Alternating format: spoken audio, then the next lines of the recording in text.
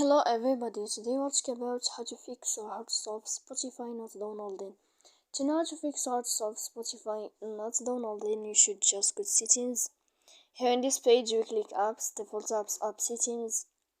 When you'll find this page, you'll enter to the window of Spotify. When you'll find this page of app info, you will enter to force stop and you will click OK. Here we go to click on storage.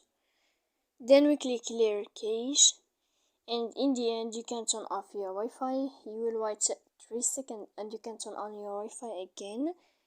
If it's not working with you, you can go to Play Store. You will find here Spotify. If you will find update in this blue sign, then you can click to update your app. So please don't forget to support us by like and subscribe. See you next time in another video.